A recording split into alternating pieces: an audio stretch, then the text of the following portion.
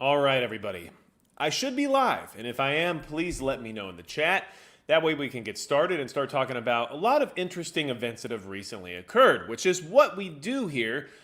We go over current events that are relevant to preparedness, and hopefully they give us information that can help give us better strategy when it comes to planning our personal preparedness. So, things are still lagging behind, waiting to get started here, but that's just the name of the game sometimes, and here we are. So, if you are new to this or you're just joining, be aware that we talk about current events as well as go back into recent history in order to basically show how things have relevance today based on what has happened yesterday. And that's important sometimes when it comes to creating context. And I want everyone here to know that I'll do my best to give you reasons as to why you should be at least paying attention to some of these events rather than just learning about them for a 24-hour period and then moving on. So everybody's popping in. We got 5x5s coming through, which is a great sign because I wasn't sure if things were actually going to start or not. So Harbor Prepper says 5x5. We got Wooder Dude 0x0. So hopefully it's not just you, or hopefully it is just you. I'm not sure, but you know what? I think you can make it to 5x5 here soon.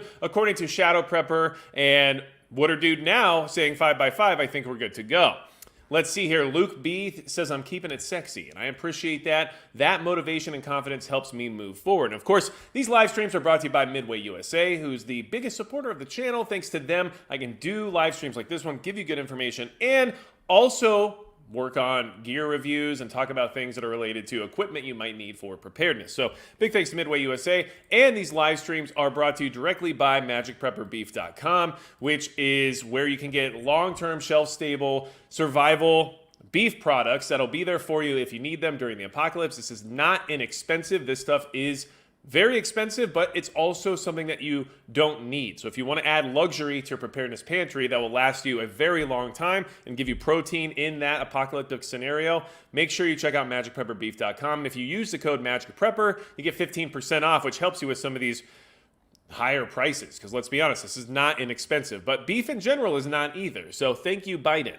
Now, we have a lot to talk about, and obviously, I hope many of you are obviously here all the time, but if any of you are new, make sure you hit the subscribe button and check back next week because we do this every week, or at least I try my best to. There are times where I have to take a day or two off, so be aware of that. And of course, if you're here on the replay crew, you're amazing. Make sure you check in the comments so that way I know you guys actually come back to get this information, which makes me feel good about providing it. So let's see here. Frank the Tank says Marine Corps 0861 here, which I'm glad you're here.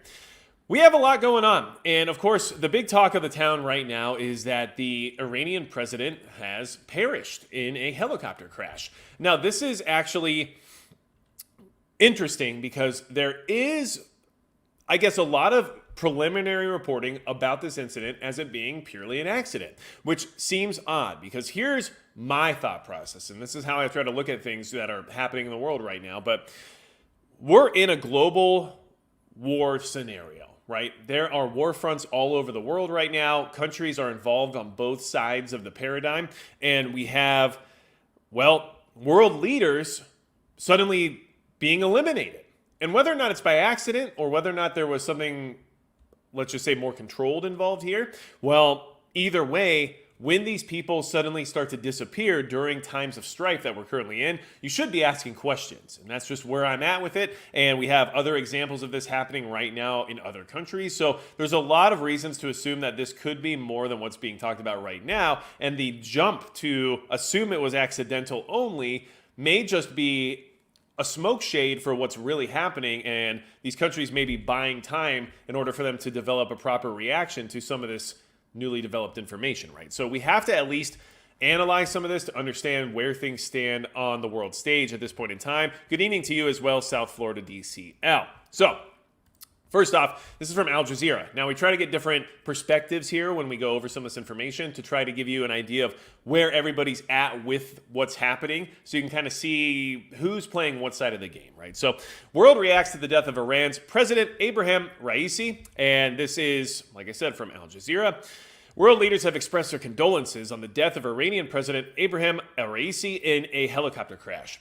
Rescue teams began searching for Raisi on Sunday afternoon after his aircraft, which also carried 9 other officials, including Foreign Minister Hossein Amiradolahian, that's what I got, went missing in Iran's mountainous northwestern region over the Azerbaijan border. On Monday morning, relief workers located the missing helicopter. State TV reported that the president's body and that of others on board had been identified. China. Xi Jinping called the tragic death of Raisi a great loss to the Iranian people, and the Chinese people have lost a good friend. The EU expressed the bloc's sincere condolences for the death of Raisi. Josep Borrell, the bloc's foreign policy chief, also offered his condolences. The EU expresses its sympathies to the families of all the victims and to the Iranian citizens affected, he said in a statement. Now, this is an interesting situation because we're talking about people who have called for the death and annihilation of countries like the United States as well as Israel in the past. And so these are what I would consider to be unsavory figures. But of course, everybody has their own perspective, right? So that's what we're kind of seeing here with some of these reactions from other countries. India, the Prime Minister Narendra Modi said he was deeply saddened and shocked by Raisi's death. His contribution to strengthening the India-Iran bilateral relationship will always be remembered. My heartfelt condolences to his family and the people of Iran. India stands with Iran in this time of sorrow. So you can see where some of these political lines are being drawn, and you can also understand who's worried about who, right? Iraq, we express our solidarity. Hamas, deepest condolences, right? Like, okay, that, by the way, not a country, but just throwing it out there. Malaysia, we're deeply saddened by the news. Pakistan, we have declared a day of mourning, right? So, like, you can kind of see through reaction how some of these countries view these, and for us, in the West at least, like foreign adversaries, right? Qatar, Emir Sheikh Tamim bin Hamad Al Thani expressed his condolences to the people of Iran. Russia, this is one that's actually worth looking at. Foreign Minister Sergei Lavrov expressed condolences over the death of 2 top officials he called reliable friends of Russia. Their role in strengthening mutually beneficial Russian-Iranian cooperation and trusting partnership is invaluable. We sincerely extend our condolences to the families and friends of the victims, as well as to the entire friendly people of Iran. Our thoughts and hearts are with you in this sad hour, right? So, Turkey, Yemen's Houthis, right? Also, I mean, I guess they're basically in charge of the country, so I guess they count at this point. But that just goes to show you how the part of the world who works closely with Iran when it comes to economic and military logistics and everything else related to the transfer of money, that's how they're reacting to it, right? So you can kind of see who was on whose side in that regard. And then just to kind of show you the complete opposite perspective here and to kind of give you some insight as to some of the questions about this situation, this is from the Times of Israel, right? We won't shed a tear. Israeli MKs react coldly to Raisi's death as government mum, okay? Now, this is where it actually gets interesting because, of course, there's a lot of speculation about everything going on. We know Iran and Israel are mortal enemies. We know everything's been falling apart in that region since the whole October 7th situation with Hamas, right? And we also know that the Gaza conflict has escalated all the relations and tensions in that region. So this stuff is expected, but the level of, I guess, admission regarding it being an accident is unexpected to a degree, at least in my opinion. As news broke of the death of Iranian President Ibrahim Raisi Monday, Israeli politicians reacted with indifference, while an unnamed official told the media Jerusalem was not involved in the helicopter crash that killed him. It wasn't us, the Israeli official who requested anonymity told Reuters. There was no immediate official Israeli government reaction to his death, right? And then they go down here to say, for us, it does not matter. It won't affect Israel's attitude to Iran. Iran's policies are set by the supreme leader, he told the Ynet news site. Now, that's accurate, okay? So, Khamenei writes the rules, right? So, this isn't going to change a lot of what's going on in Iran, but this is an interesting inflection point because a lot of people have brought up historical references of like Franz Ferdinand and things of that nature, and these sudden deaths of world leaders, which, you know, when people have that level of authority of a country the size of Iran with the military and I guess we'll just call it energy economy that they have, well, it creates a ripple effect. And there actually has been a ripple effect financially and economically since this incident occurred around the world. So these people would be considered important figureheads based on the current situation of literally being in conflict with multiple nations, right? We have them funding the Houthis, Hezbollah, Hamas, all these groups that are proxy fighters fighting wars and conflicts with other westernized nations, or at least Western-backed nations. And it just goes to remind you that this is all intertwined. So to assume this was just purely an accident is strange. And it also is strange because some of the circumstances surrounding the fact that, there's a singular helicopter, they didn't have like backup, and it's really odd. But still, Jimmy DeGrease has crashed suddenly. Exactly, right? I think people just seem to perish more suddenly than they used to, don't they? Kind of odd how the chopper went down after drones have been tested from Israel and the U.S., isn't it? Well, P. Fletch 83, there's a lot of oddities here. So just to kind of clarify some, administrative stuff really quickly here. Who replaces Iran's President Raisi and how? Okay, as per Iran's constitution, first Vice President Mohammad Mokhber became the country's acting president on Monday after his formal appointment by Ayatollah Khamenei. State media said Mokhber had already started receiving calls from officials and foreign governments before Khamenei had announced his interim role. So they already have it figured out, right? Just like in the U.S., there is a line of succession. So they're covered now when it comes to all the administrative stuff they have to keep doing when it comes to running a government. And like I said, the Ayatollah Khamenei is the real power in the country that is now still maintaining that power, which means likely not a lot's going to change. But still, for your foreign minister and your president to go down in a helicopter crash is a volatile event, no matter how you want to look at it. And the other thing to keep in mind is that if you apply that to any other nation, right? If that happened here in the United States, it would be considered a national tragedy, right? And there would be a huge investigation into it. Regardless of your political leaning, it would be a national tragedy. I know, I'm just saying. And understand that this investigation would be very thorough and take more time than just 24 hours of them saying it's an accident, right? And so the whole thing's odd.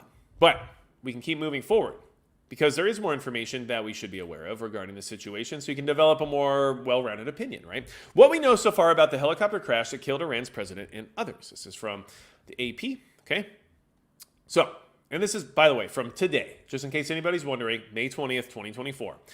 Beirut, AP. The helicopter crash that killed Iran's president and foreign minister has sent shockwaves around the region. Iranian state media on Monday said that the president, Ibrahim Raisi, the country's foreign minister, Hossein Amiradobalahian, trying my best here, and others had been found dead after an hours-long search through a foggy, mountainous region of the country's northwest. State TV gave no immediate cause for the crash. Here's what we know so far.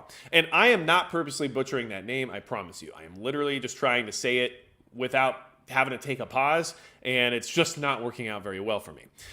The crash, all this stuff, or never mind.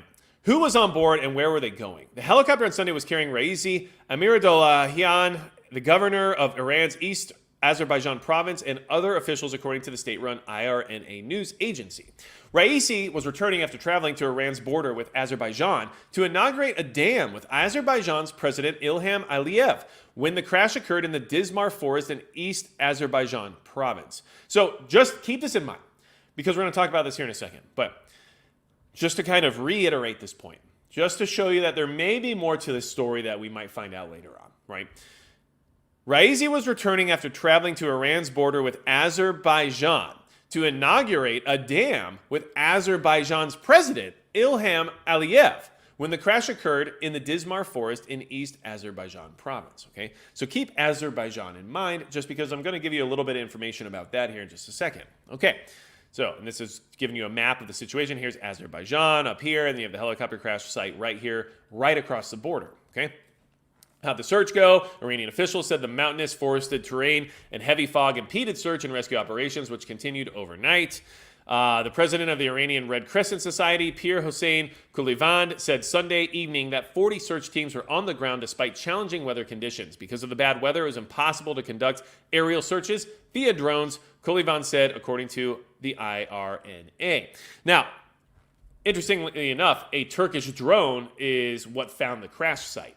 Early Monday, Turkish authorities released what they described as drone footage showing what appeared to be a fire in the wilderness that they suspected to be wreckage of a helicopter. The coordinates listed in the footage put the fire about 20 kilometers south of the Azerbaijan-Iranian border on the side of a steep mountain. Footage released by the IRNA showed what the agency described as a crash site across a steep valley in a mountain range. Soldiers speaking in the local Azeri language said, "There it is, we found it." Shortly after that, state TV in an on-screen scrolling text said, "There is no sign of life from people on board." Okay?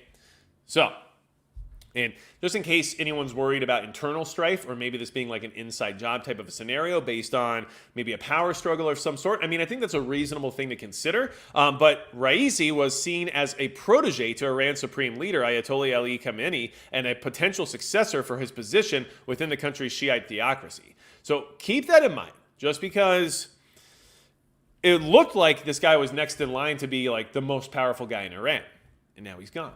Okay, so remember I said to remember Azerbaijan? There's a reason for that. Northern Girl Hobbies, thanks for being here. Thanks for modding, as always. I really appreciate you. MB, it's also an old U.S. Air Force helicopter. Good, thanks for that information. And I also appreciate any of the stuff that you all put in when it comes to additional information or sources that you have regarding some of this, these current events. It's always welcome because it's good to have this whole community be a resource, right? So I appreciate that. Now,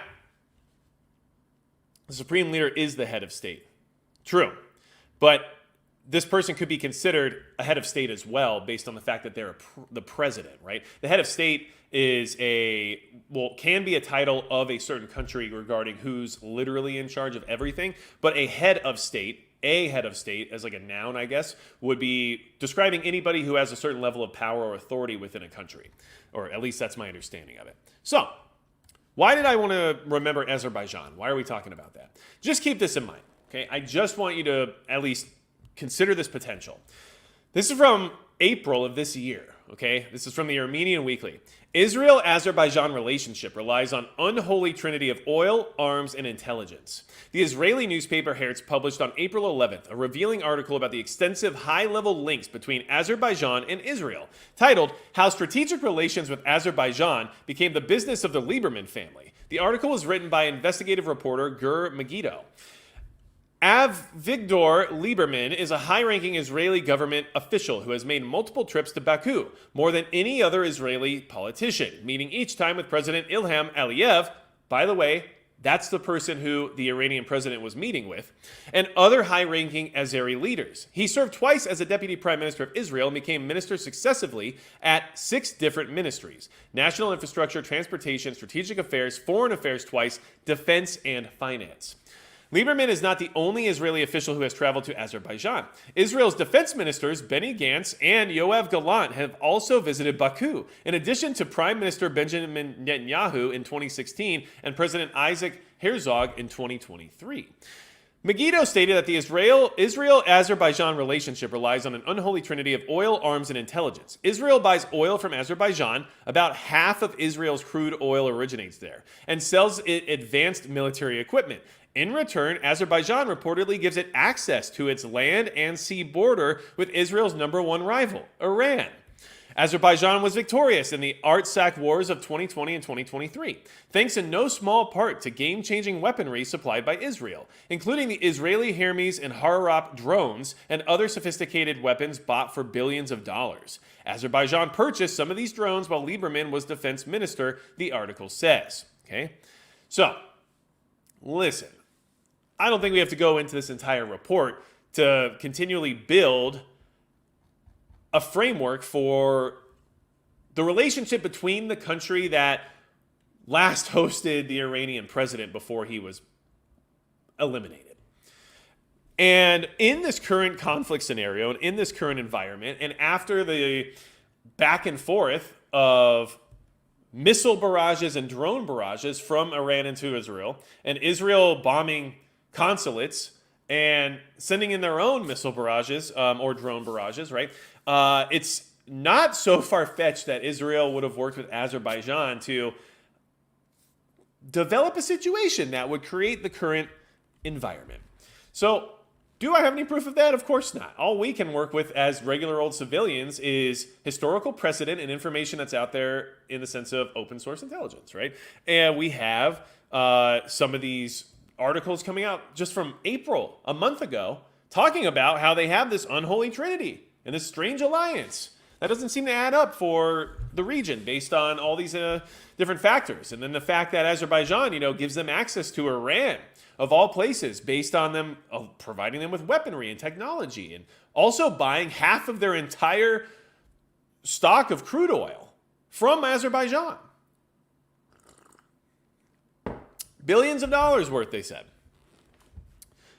Find the truth seekers. Magic Pepper's on fire lately, says Hudson Valley Prepping and Survival. Well, I appreciate that. Thank you for that. Very, very nice. I appreciate it. And obviously, just so you guys know, Hudson Valley Prepping and Survival has a channel as well. So if you want to check them out, make sure you do. It's always good to hear what other people have to say in the community, because we all don't agree with each other, but we generally try our best to put out good information because, at least from my point of view, we're trying to help people get better prepared. So you might learn something from somebody else that you can't learn from me, which could help you survive. So very important, I think. Now, just remember this too. We just had an assassination attempt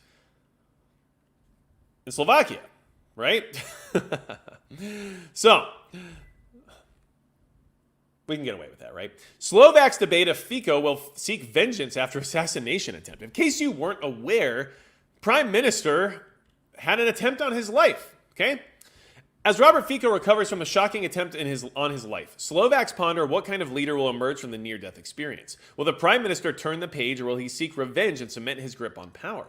Fico was shot at close range last week in what authorities described as politically motivated attack. On Sunday, the Interior Ministry said the attacker, who was apprehended at the scene, may not have acted alone as previously believed. The Premier's condition stabilized after 2 rounds of surgery following the shooting. Okay, so the assassination attempt stunned Slovaks and reverberated across the continent only weeks before elections to the European Parliament. The parliament in Bratislava was suspended, and the main parties called for a temporary halt to the campaign for the EU vote. Okay?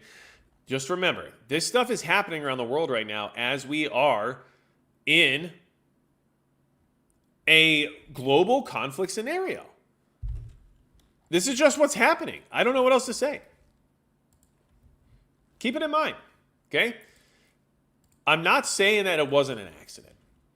I'm just saying that to just assume it was based on preliminary reports during the current hostile environment we're in when it comes to global relations feels slightly naive to me, right? I think so. Anyway, keep this in mind as well. Could there be, let's just say, could there be a financial incentive for taking out the president of Iran? Could there be a financial incentive for removing the leader of a nation state? Possibly. Why would I say that? Well, because for some people, they were financially benefited from this event. Gold hits record high as Iran shock triggers haven support. The price of gold hit a record high Monday as the shocked death of Iranian President Ibrahim Raisi in a helicopter crash boosted support for the precious metal seen as a haven investment, aka a safe haven, right? Copper also struck an all-time peak, and silver jumped to the highest level in more than 11 years, with markets generally gaining from a brighter economic outlook.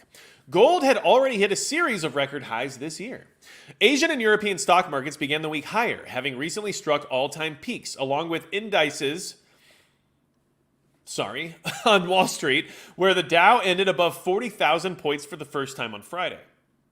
Wall Street opened flat, with the Dow sliding back below 40,000 points. The metals are priced in the dollar, which has come under pressure recently from expectations that the U.S. Federal Reserve will soon start to cut interest rates as inflation cools.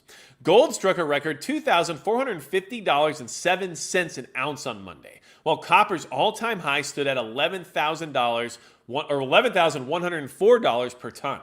Raisi was confirmed dead on Monday after search and rescue teams found his crashed helicopter in a fog-shrouded western mountain region, sparking mourning in the Islamic Republic. Foreign countries have been closely following the search at a time of high regional tensions over the Gaza war raging since October 7th. Gold and copper have hit record highs, and silver jumped to an 11-year high after the death of Iran's president in a helicopter crash, noted Neil Wilson, chief market analyst at Finalto Trading Group. There is a clear geopolitical premium since October 7th, he said, adding that expectations the Fed will cut rates soon is helping. Analysts say market sentiment was boosted additionally by China's plan to support its struggling property sector. Therefore, the recent gains in metals are partly due to a weaker dollar and increased chances of a Fed rate cut, plus optimism over China. Interesting. Okay. Now, I'm not saying people who have a ton of gold would have done something like this just to make a little more money on their investment, right? Or to grow their asset portfolio, let's say, right? But it did create a lot of additional wealth, especially in the precious metals market, which is interesting, especially when you realize that what I would consider our main foreign adversary, as the United States stands right now, our main foreign adversary is China. That's my personal opinion. And they have been buying a lot of gold, but not just gold, and not just buying. They're actually doing a lot of selling as well. So what do I mean by that? Okay, let's see here. Stab Joe Scarborough says, yeah, bad maintenance and bad weather never make for a peaceful flight. That's true. And we also need to watch out for some Iranian whistleblower to suddenly be eliminated as well, because whoever worked on that helicopter might have something to say about it. I don't know. But these things seem to happen lately, so we should probably be aware. Vitra, hi everyone. Well, hello to you as well. Glad you're here. So, let's, why are we talking about China now? Okay. So, the Iranian president is gone, in case you're just jumping in right now, and died in a helicopter crash. But everyone's preliminary reports are saying it was an accident.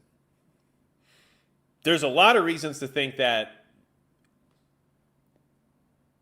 it might not have been, I guess. That's just where I'm at. I don't know what else to say. But that's where we're at. We are losing a leader of a nation state and the foreign minister in one singular crash in the middle of a very tumultuous and contentious conventional war that's happening between, it's between Iran and Israel. I mean, we know that. They launched missiles and drones directly at Israel from Iranian soil. So we know that. And we also know Israel has said things in the past along the lines of, if they do this, we will respond in a very big way, right? And now they're saying, well, we didn't do it. I mean, I wouldn't believe them for a second. Just throwing it out there. So, anyway, now that that's happened, the price of gold shot through the roof. That can help some people, especially anyone who has gold in their portfolio. But you know who helps a lot? China. So, why is the other part of tonight's title China Invasion Preps? Because there's some indicators happening now that China might be preparing for this eventual invasion of Taiwan, or Taiwan, however you like to say it. It's whatever you want, actually. But there are some indicators that this might be being staged at this point in time, because some of the things that have been considered preliminary necessities for China to actually complete that invasion seem to be happening. And that's why we should be watching that as well, because that is not going to go well for anybody if that happens. So let's talk about it. Okay. May 17th, 2024, 3 days ago. This is from thewatcher.guru. BRICS, China dumps the largest U.S. treasuries in history. BRICS member China dumped a record number of U.S. treasuries and agency debt bonds worth a staggering $53.3 billion. Historically, this is the largest sell-off initiated by China ever recorded and occurred during the first quarter of 2024. The sell-off data comes at a time when the U.S. dollar fell to its one-month low at $104.20, I think, or 104.20. I think that's in relation to the yuan. So, anyway, that's just bad on my part. China and other BRICS countries have been offloading U.S. treasuries worth billions since 2022. The communist country has a record of dumping the highest in the last 2 years. The development indicates that BRICS and other developing countries want to move away from owning U.S. assets in their reserves. Why would they want to do that? We'll talk about that shortly. The uncontrolled debt of $34.4 trillion is worrisome, making BRICS rely on local currencies and not the dollar. In addition, even a close ally of the U.S., Belgium, dumped $22 billion worth of treasury during the same period. This shows that even European nations are beginning to distance themselves from the U.S. economy, including selling off bonds and treasuries. China aggressively dumps U.S. treasuries and agency debt bombs. While BRICS member China is selling U.S. treasuries, it's massively accumulating gold in its reserves. China and the BRICS alliance are the largest buyers of gold in 2022, 2023, and even 2024. Last year alone, China purchased several tons of gold worth $550 billion to its reserves. China and the BRICS bloc are moving further away from the US dollar, treasuries, and government debt bonds. As China is selling both despite the fact that we are closer to a Fed rate cut cycle, there should be a clear intention of diversifying away from US dollar holdings, said Stephen Xu, Chief Asia Foreign Exchange and Rate Strategist at Bloomberg Intelligence. China's selling of U.S. securities could speed up as U.S.-China trade war resumes, especially if Trump is elected as president. Therefore, BRICS and China are resorting to dumping the U.S. treasuries. There's a lot more to this, but that is happening. So be aware of the fact that not only are they dumping U.S. treasuries and U.S. assets, but they are actually buying gold with a lot of those profits, I guess we'll call them at this point in time. So, why does that matter? Well, first, let's jump back in time for a second. We do that sometimes here on this channel. I know. You want to know about what's happening today. I get that. But let's go back in history for a second to kind of get some context so we can develop a better opinion, right? I like opinions. I like better opinions better. So, will China pull the trigger and dump U.S. treasuries? This is from May 13th, 2019. 5 years ago. Okay, now this is all about the trade war between Trump and China and all the stuff happening there and everything else. Now, listen to this. I just want you to kind of keep this in mind, okay? Should China, which flip-flops with Japan as the second largest holder of U.S. debt, start dumping treasuries, it also would destabilize the global stock market. Said Art Hogan, chief market strategist at National Securities Corps, other treasury holders would likely follow suit as U.S. debt prices slid. Remember Belgium? Like the Federal Reserve, China has already lessened its holdings of U.S. treasuries and could take a longer-term approach to continuing to do so, trimming down over a 5-year time frame. For instance, said Hogan, but if China opted to dump its U.S. treasury holdings, say between now and the end of the year, then the market likely collapses a bit. In short, a self-interest alone would likely deter China from making such a dramatic move. Hogan told CBS Money Watch, when they start to sell U.S. treasuries in the open marketplace, they are going to hold a lot more than they can sell before they knock prices down, and they don't want to hurt their cash reserves. It would be a bold and aggressive one by China, yet would be akin to the Beijing government punching itself in the face. So, first off, the timeline there is very interesting, right? Over the next 5 years. Well, here we are, literally 5 years from the date of this article by 1 day. Interesting how this all plays out, isn't it? But here's the other thing to keep in mind.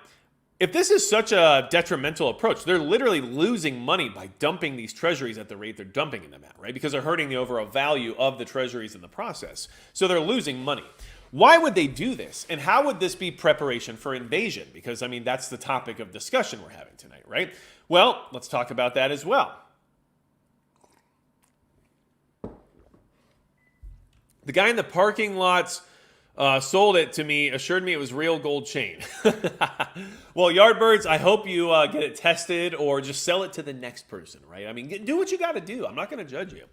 So, let's see here. What would China do before invading Taiwan? Well, I think that we can figure that out. This is from the Carnegie Endowment, right? So their whole think tank goal here is to figure out what countries are going to do related to global conflict and things of that nature, right? So we have 2 sections here we're going to cover, but we're going to start with the second section because that's relevant to what we just discussed. China would also take visible steps to insulate its economy, military, and key industries from disruptions and sanctions. This would go beyond its current industrial policies and dual circulation strategy, which collectively aim to achieve technological and material self-sufficiency, or even its limited measures against increasing U.S. use of export controls, sanctions, and economic and financial pressure. As CSIS senior fellow Gerard DePipo recently noted, near-term indicators of approaching conflict would include financial elements such as imposition of stronger cross-border capital controls, a freeze on foreign financial assets within China, and rapid liquidation and repatriation of Chinese assets held abroad. It would also include a surge in stockpiling emergency supplies, such as medicine or key technology inputs, a suspension of key exports, such as critical minerals, refined petroleum products or food, which we're already seeing all of those things happen, right? Measures to reduce demand or ration key goods, especially imports such as oil and gas, prioritization of redirection of key inputs for military production. Chinese elites and high priority workers would also face international travel restrictions, okay? But the takeaway from that statement was the fact that they would have to insulate themselves financially, right? And that would include, a freeze on foreign financial assets within China, and rapid liquidation and repatriation of Chinese assets held abroad, which I think you could call what they're doing right now with U.S. treasuries rapid liquidation, which is happening. And then they're repatriating it into gold. So this is one of the indicators. Now, why are we talking about the other section next? Because after this, we're going to talk about a new experimental military weapon system China's messing around with right now, to kind of show you that they're taking care of this other indicator, let's just say. If China has actually decided to go to war with Taiwan, and per President Joe Biden's recent gaffes within the United States in 18 or 24 months, how would we know? For one, it almost certainly would not be subtle, at least to the U.S. intelligence community, and probably not to Taiwan and other Western observers. Modern war between great powers and even not so great powers consumes huge stocks of key munitions, especially precision-guided ones for high-intensity naval, air, and amphibious warfare. So China would have already started surging production of ballistic and cruise missiles, anti-air, air-to-air, and large rockets for long-range beach bombardment, and numerous other items, at least a year before D-Day. Commercial imagery used by non-government analysts have identified new military facilities and weapons in China, including what appears to be new silo fields for its expanding nuclear and armed force of intercontinental ballistic missiles. Major production by China of key munitions would be noticed by international government and non-government observers alike. Now, the only thing about this section that I feel like might have been overlooked is, well, regarding what China is actually experimenting with right now.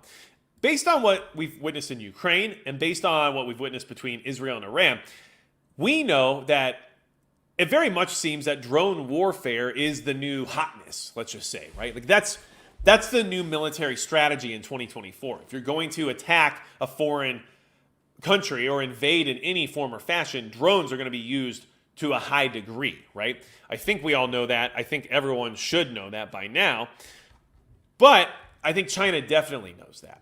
Don't tread on Rick. How does this affect us? Because if China invades Taiwan, the U.S. had said already it would be militarily involved with said invasion. It would also probably create embargoes, sanctions, supply chain disruptions, and it would also involve our military. So I'm possibly even reinstating the draft because of how shorthanded we currently are. So just be aware of those things, but that's how it would affect us, which by being ahead of the game now and understanding what to look for before that D-Day type event occurs allows you to be better prepared for it, because you might not have to survive an onslaught of Chinese soldiers here on U.S. soil, but you're probably going to have to spend a lot more money to buy very basic goods at the store. And so having things ready to go in that regard is going to be important. And then you're also going to find yourself struggling to find things that we all like to rely on during emergencies here in the preparedness community. Things like solar panels, things like lithium-ion batteries, things that basically China has a stranglehold on, you'll find difficult to acquire. So all those things will affect us to a degree if this occurs, which is why we're watching for that trigger moment. And so here's why that indicator is being fulfilled by China right now. China's purported drone carrier could be used for testing, shows PLA learning mindset analysts, right? Now, this article is from May 17th, so 3 days ago, okay? Sydney, China has produced what experts say could be a small carrier dedicated to drones at the shipyard of Jiangsu Dayang Marine, a development that, if confirmed, would demonstrate what one PRC military analyst called the Chinese military's real ability to be flexible and innovative. The ship was revealed this week in a report by Naval News based on analysis by John Michael Dam, a senior fellow at the Mitchell Institute for Aerospace Studies and a former U.S. Navy intelligence officer. It is a catamaran, hardly a conventional choice for any kind of aircraft carrier, and Dam conceded in an email to Breaking Defense that until the ship is complete and operational, we probably won't know its true purpose. But he also said that if it is a drone carrier, as his analysis concludes, the vessel will allow the PLA Navy Blue Force to launch and recover fixed-wing drones at sea instead of the helicopter drones we've seen launched from ships thus far. The ship may contribute to test and evaluation of fixed-wing drone operations. This may support the eventual integration of drones on board China's new Type 075 Yushin-class amphibious assault ship.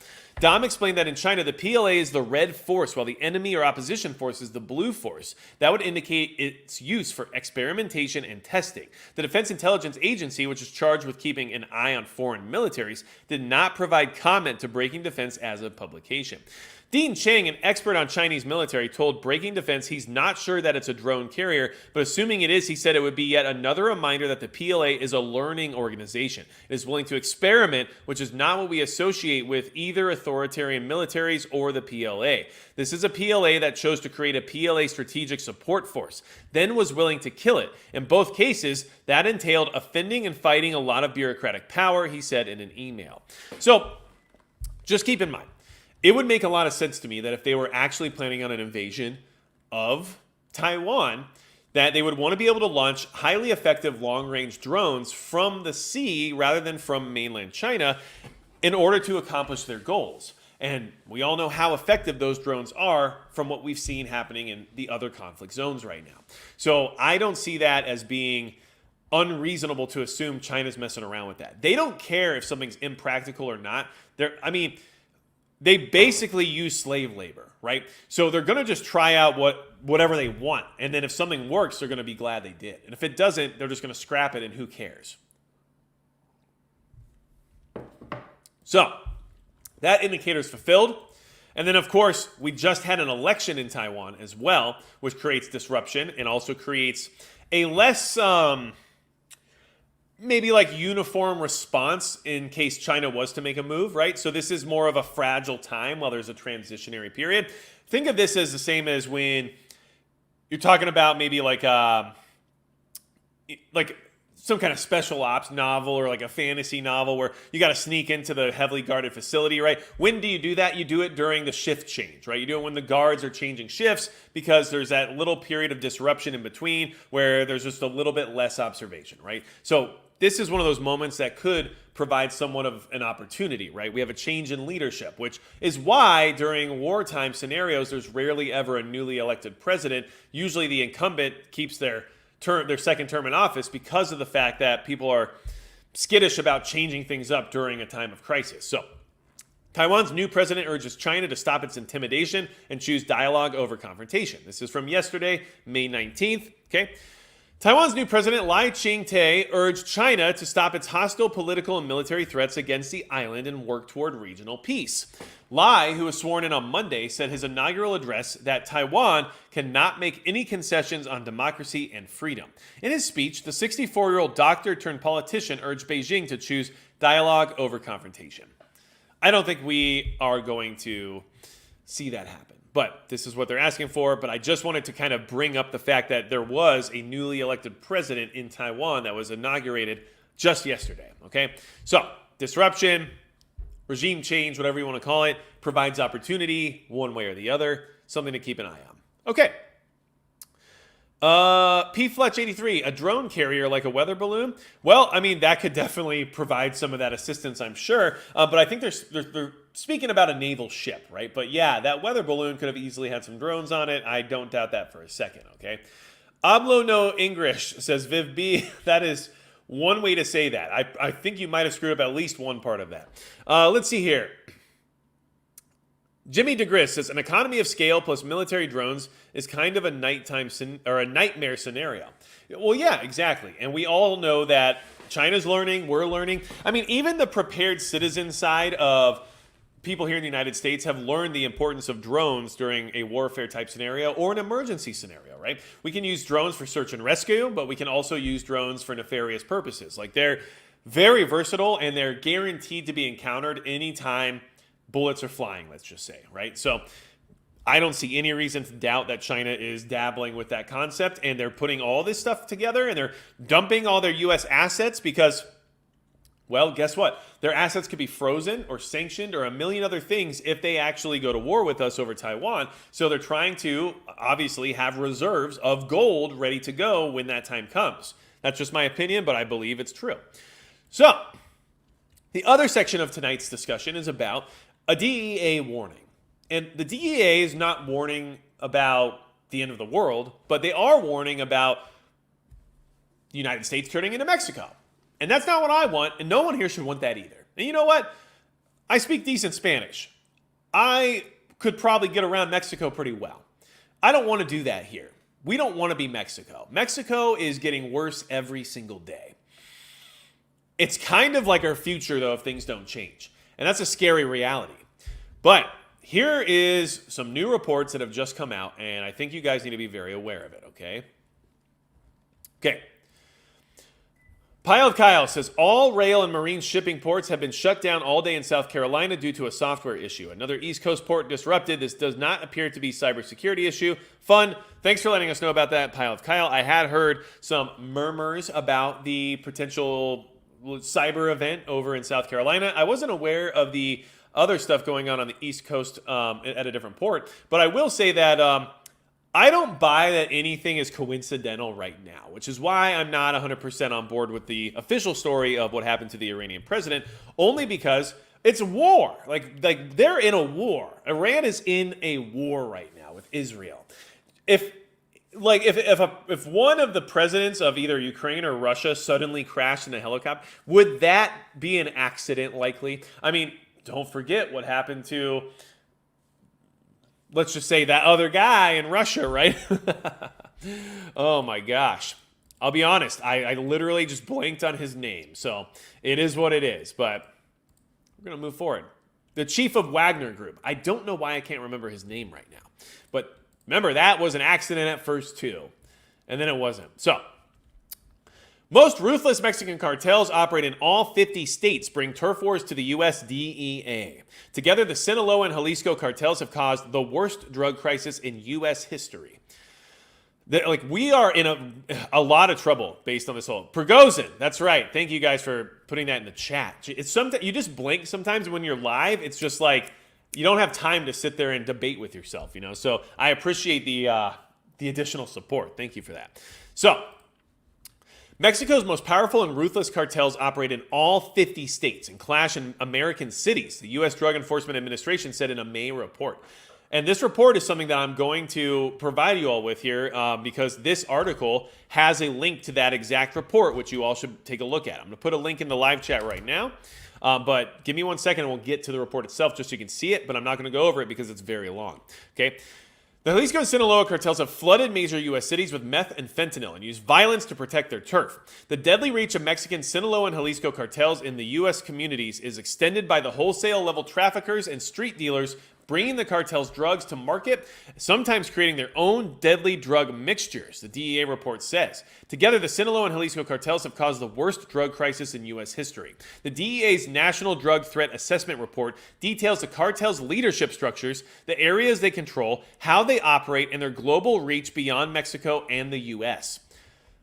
This is all part of it too, by the way. I don't know how else to say this, but the Iranian president dying in a helicopter crash, right? China dumping U.S. treasuries and experimenting with drone carriers, and these cartels operating in all 50 states and having foreign relations and also having operational areas right here in the U.S.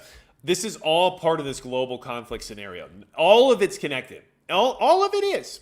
It just is, because that's globalism, baby. We did it. Everything's connected now, so congratulations, right? But here we are, okay? And this is a big problem. The DEA's National Drug Threat Assessment Report details the cartel's leadership structures, the areas they control, and how they operate their global reach. Just keep that in mind because it's global. Synthetic drugs like fentanyl are more potent than plant-based drugs, cheaper to make and easier to move, which allows both cartels to infiltrate American and control all aspects of the drug trade from production to delivery. Sinaloa and Jalisco have effectively eliminated any competition in U.S. markets and dictate the flow of nearly all illicit drugs into the country, according to the report, which notes that thousands of cartel-linked dealers currently operate in the U.S. Now, here's a map. It kind of shows you the amount of cartel involvement with your state, right? And this is in that report, by the way. And I mean, I feel pretty lucky to be in North Dakota right now based on this map, right? But it's just a matter of time till everything gets darker and darker blue. As long as things continue the way they are, every state's going to be dark blue one day in the future. And that's really scary because these are awful people, right? So check this out. There's all these new laws being introduced about like trying to limit access to 50 caliber rifles and stuff because of cartels, and it's ridiculous. And here we are with an undercover law enforcement operation also busted the cartel members arranging a weapons smuggling operation into Mexico, including 50 caliber high-powered rifles. Court documents allege all this stuff's in here. But these people are in all 50 states now, right? You're not safe no matter where you are from this activity. Now, down here is this report. Okay, so if you go to this news article, you can download this report directly from the article, which is why I just put this in the live chat. So this is a very long report. It's 57 pages, okay? So give me 1 second here.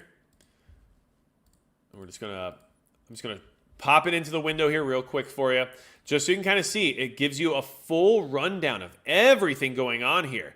And it is a lot of information to digest, but you have your map here.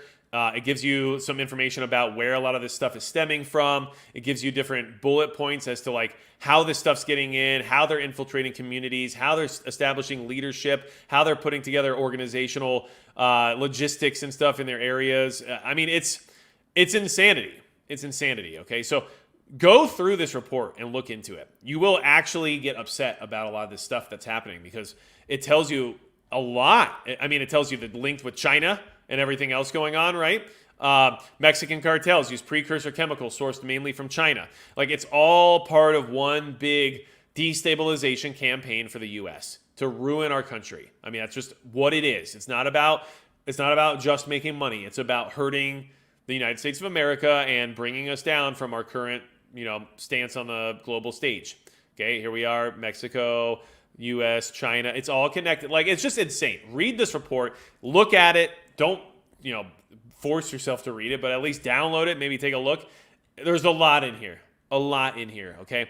So they're also doing some multi-state operations to try to stem the flow of some of this stuff.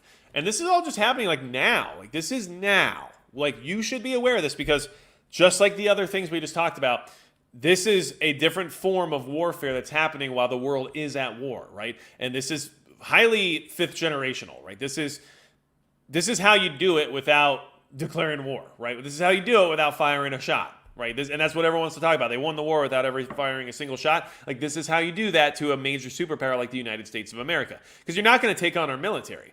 So what do? You got to ruin our population, right? So multi-state Operation Cash Out launched to target fentanyl proceeds, okay? Cheyenne, Wyoming. Fentanyl continues to be the leading cause of death for Americans between the ages of 18 and 45. In 2023, the Drug Enforcement Administration seized more than 77 million fentanyl pills and nearly 12,000 pounds of fentanyl powder nationally.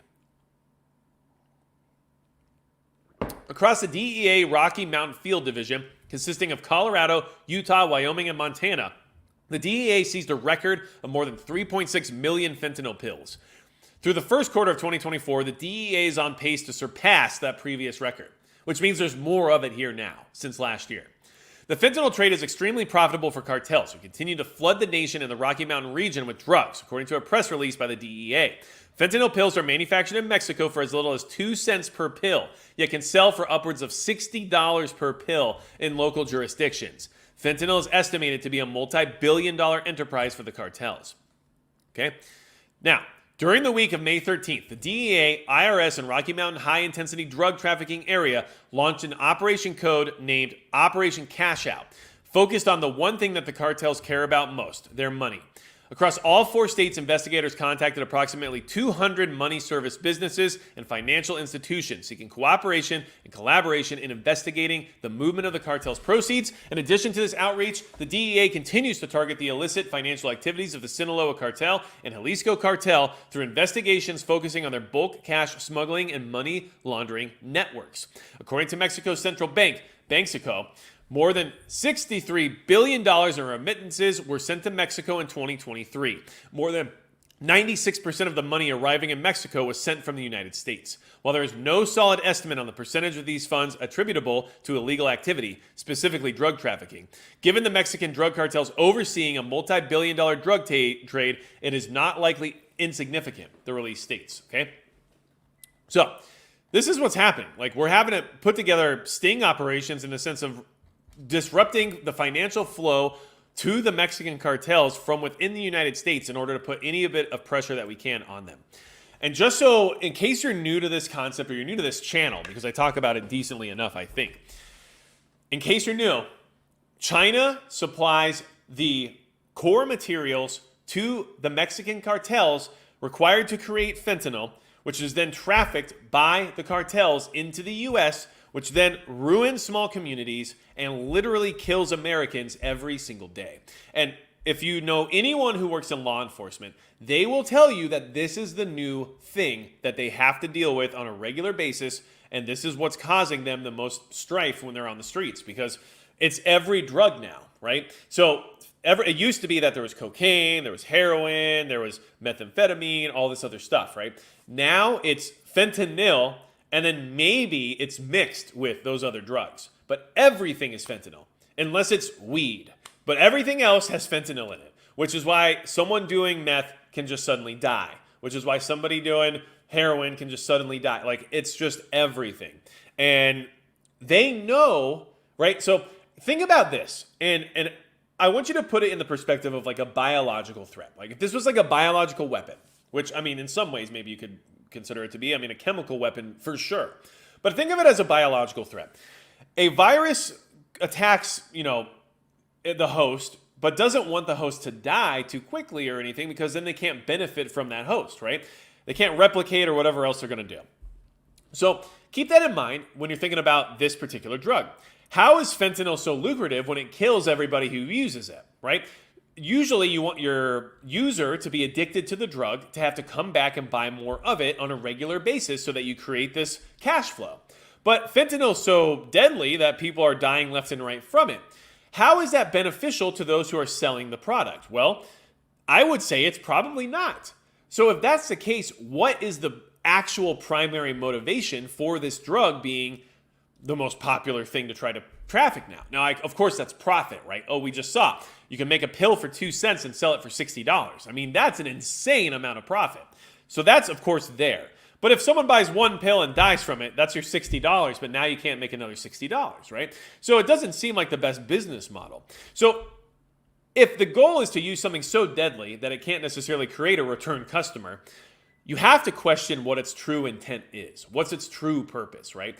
And from a bird's eye point of view, from my perspective, based on research and the information that I've digested, it looks to be a weapon in many ways, right? It destroys communities, it destroys people financially and then physically, and then it has to move on to the next one in order to restructure and regain a new business model.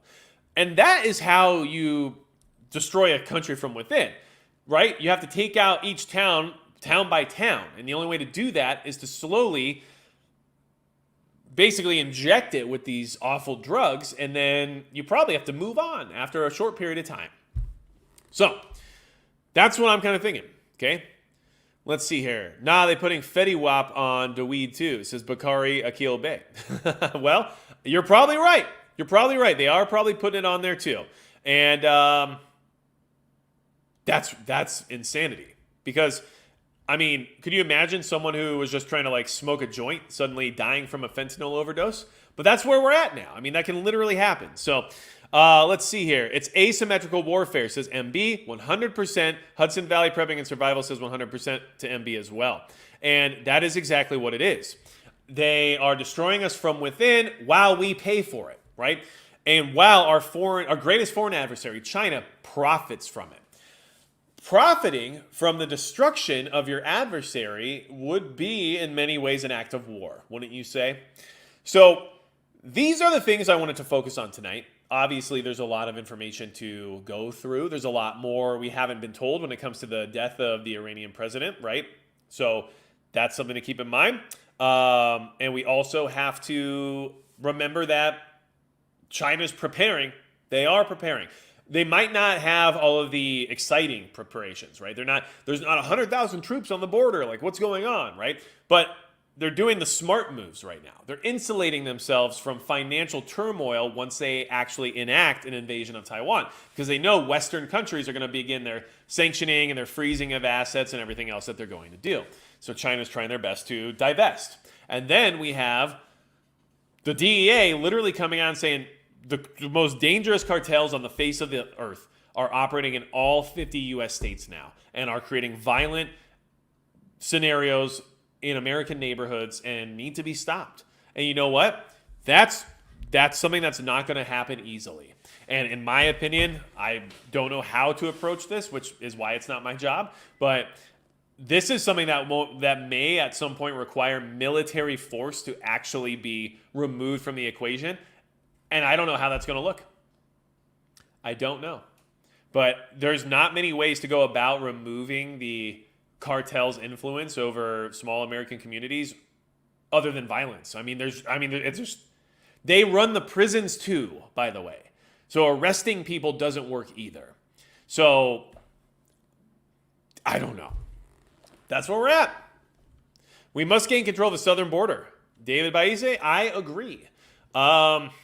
It seems like the most simple solution, but it's an impossible one for some reason.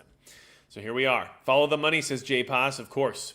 MP is really on a roll of noticing things. Well, I don't know if I'm like special in that regard by any means. All I'm saying is that if you put in enough time and effort to do a little extra research, you can start to connect dots, right? And thanks to you all, I have that time and that energy to do so. And then if you feel it's valuable and you come here to get that information, then I feel inclined to provide it. So I appreciate that motivation you give me, and I appreciate all the support that every single one of you has given me. So just want to go ahead and remind everybody, I have the private chat tonight right after this live stream. You can be part of that if you are a YouTube channel member, which you can join by hitting that join button down below right underneath this stream.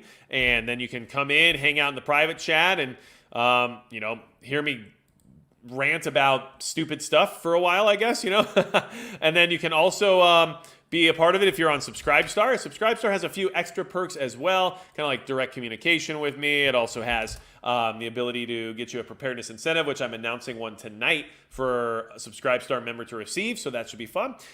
So if you join either one of those, you can come be part of the private chat, and the link will be either on my channel page on the community tab or directly on the front page of your Subscribestar feed.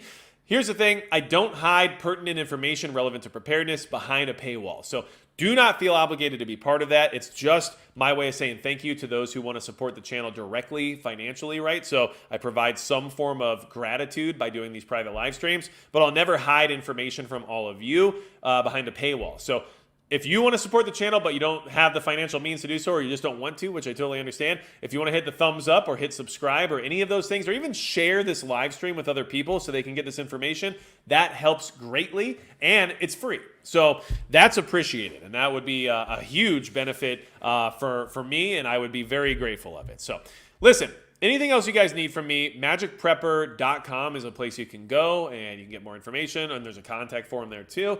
Honestly, I'm just trying my best to give you guys ideas, right? I'm not the preliminary expert on prepping, right? I'm a guy who's trying to prepare. And in my process of prepping, I'm learning things, and then I try to share those with all of you. And I appreciate all the feedback I get on videos where people are like, hey, what about this? Or have you thought of that? Or maybe you should change that.